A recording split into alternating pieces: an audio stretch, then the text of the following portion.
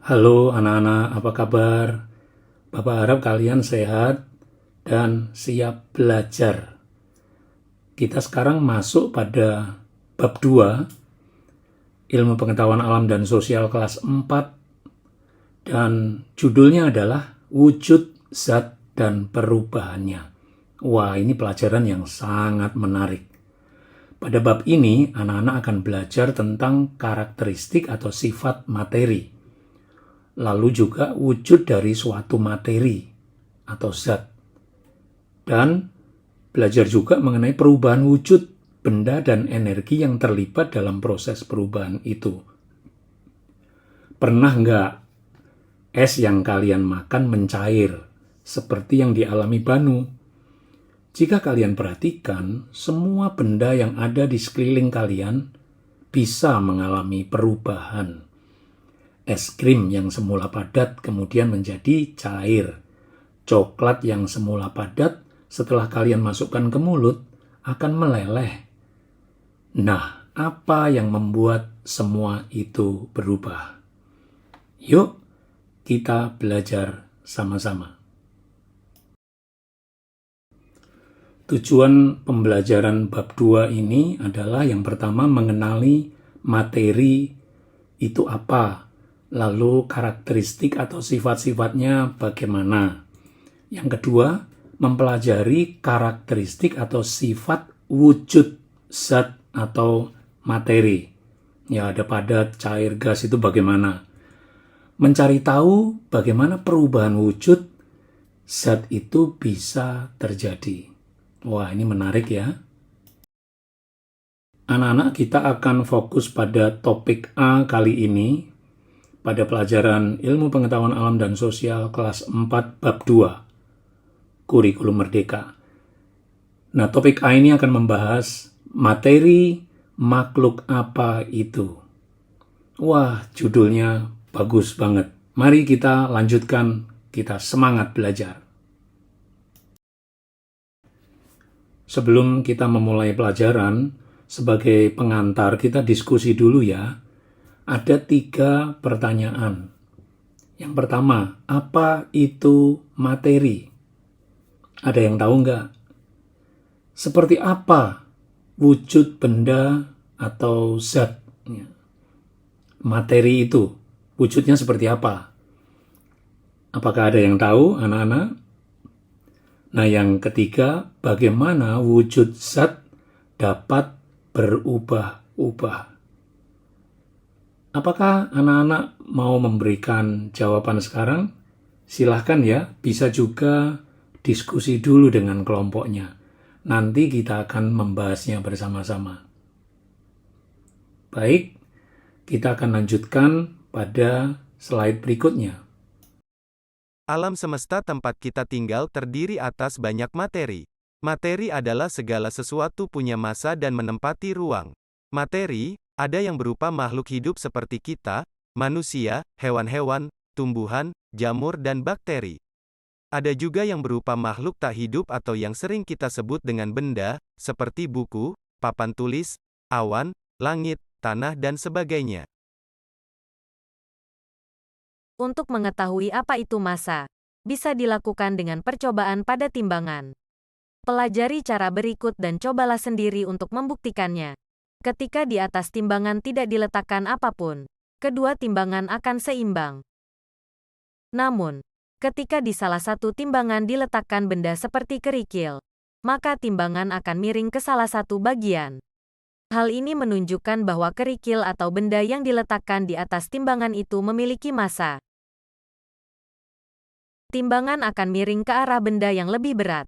Itu artinya, benda yang ada di kanan lebih berat dibandingkan benda yang ada di kiri.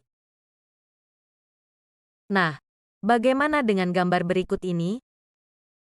Ini menunjukkan bahwa massa batu lebih besar dibandingkan massa kerikil, sehingga timbangan akan miring ke kiri. Anak-anak, setelah kita mendengarkan penjelasan pelajaran sebelumnya, mari kita mencoba bersama-sama benda mana yang lebih berat. Carilah 3 buah benda yang ada di sekitar kalian. mintalah bantuan kepada guru atau teman kalian untuk membandingkan benda mana yang masanya lebih besar. Lalu tuliskan hasil pengamatan pada buku tugas menggunakan format tabel berikut. Ya, di tabel ini ada 2 benda kali 3 ya. Jadi ada 3 pasang benda 1 dan benda 2. Anak-anak bandingkan benda yang lebih berat mana dan yang lebih ringan yang mana. Saya pikir ini pekerjaan yang mudah ya, kita bisa kerjakan bersama-sama. Kemudian kita juga mau mencari tahu seberat apa makanan itu.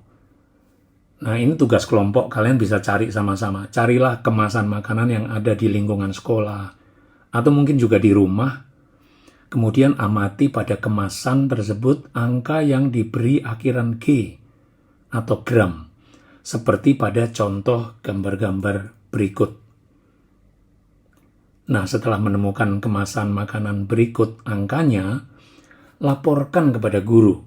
Guru akan menuliskan di papan tulis nama kemasan makanannya apa, kemudian masanya atau beratnya berapa. Oke? Mari refleksikan. Yang pertama, menurut kalian apa itu massa? Dan berdasarkan pengamatan kalian, apa hubungan antara massa dengan ukuran benda? Apakah benda yang ukurannya lebih kecil, massanya pasti atau selalu lebih kecil?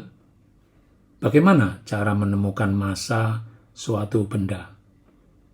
Ya, kita bisa diskusi bersama-sama di dalam kelompok atau kalian bisa langsung menjawab di depan kelas. Video ini bisa diberhentikan sebentar. Yuk, silakan. Massa adalah besaran dari suatu benda. Ketika suatu benda memiliki massa, maka benda itu merupakan materi. Massa suatu benda bisa berbeda dengan massa benda lainnya. Misalnya, massa 1 butir telur tentu berbeda dengan massa 1 potong baju. Perbedaan massa yang berbeda pada suatu benda dengan benda yang lain disebabkan oleh banyaknya jumlah zat pada benda tersebut.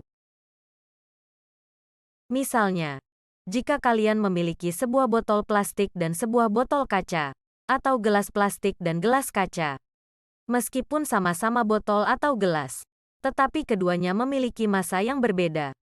Botol kaca atau gelas kaca memiliki jumlah zat yang lebih banyak dibandingkan botol atau gelas plastik. Akibatnya botol atau gelas kaca massanya lebih besar dibandingkan botol atau gelas plastik. Selain memiliki massa, ciri-ciri dari materi adalah menempati ruang. Maksudnya setiap materi pasti memiliki ukuran tertentu. Misalnya air yang bisa disimpan di dalam gelas atau botol. Udara yang bisa memenuhi paru-paru kita atau ruangan. Dengan kata lain, materi juga memiliki volume tertentu. Sekarang mari kita lihat pencobaan di depan kelas. Apa itu volume? Untuk mengetahui apa yang dimaksud dengan volume, guru akan mendemonstrasikan kegiatan mengukur volume suatu benda. Guru akan membawa beberapa jenis wadah dan sejumlah air atau cairan tertentu. Nah, nanti kalian akan melihat bagaimana volume suatu benda itu. Ya, video ini bisa dihentikan untuk kita melakukan percobaan bersama-sama.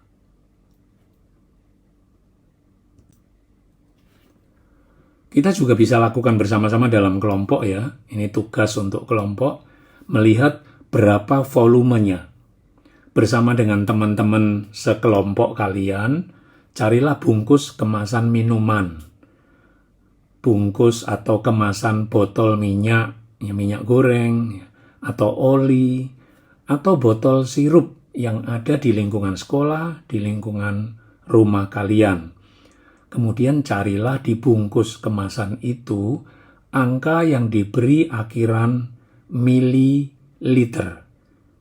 atau disingkat ml ya, atau liter disingkat L. Nah, catat kemudian laporkan hasilnya pada guru kalian ketika bertemu lagi di dalam kelas. Silakan dikerjakan.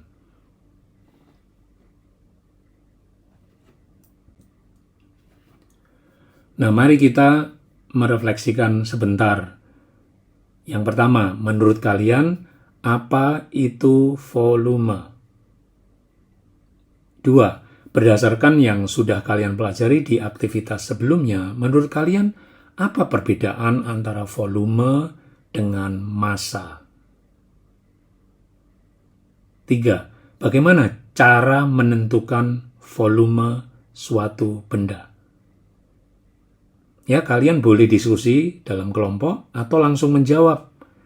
Kita berhentikan video ini dulu. Kita kerjakan 3 pertanyaan ini.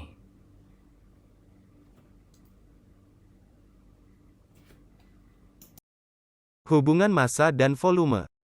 Mirip seperti massa, volume adalah ukuran banyaknya jumlah zat. Bedanya adalah biasanya massa digunakan untuk mengukur banyaknya zat padat, sedangkan volume biasanya digunakan untuk mengukur banyaknya zat cair seperti air, minuman, oli dan lain sebagainya. Untuk mengukur volume kita bisa menggunakan alat ukur seperti gelas ukur, yakni sebuah gelas yang di dalamnya terdapat ukuran-ukuran tertentu. Ukuran volume bisa dinyatakan dalam mililiter, yang disimbolkan dengan huruf ml, dan liter yang disimbolkan dengan huruf L. Sesuatu disebut materi jika menempati ruangan tertentu, atau dalam bahasa lain memiliki volume tertentu.